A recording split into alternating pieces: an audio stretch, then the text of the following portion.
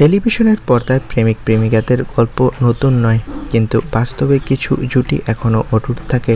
এমনই একটি জুটি হলো সোনা সাহা ও প্রতীক সেন। 2019 সালে মোহর ধারাবাহিকে প্রথমবার একসঙ্গে কাজ করার সময় তাদের বন্ধুত্ব গড়ে ওঠে। কাজ করতে করতে সেই বন্ধুত্ব ধীরে ধীরে প্রেমের রং মিশে যায়।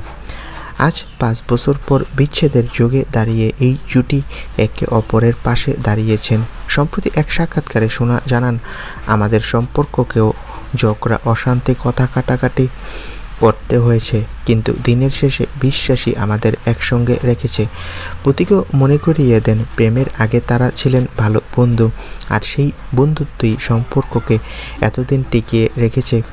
এখন দুজনেই ব্যস্ত তাদের কাজ নিয়ে।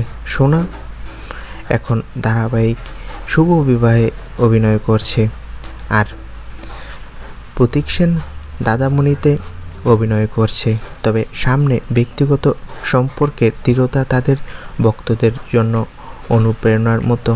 তো বন্ধুরা, এ বিষয়ে তোমাদের মন্তব্যকে কমেন্ট করে জানাও, আর আমাদের চ্যানেলটি সাবস্ক্রাইব করে রাখো। ধন্যবাদ।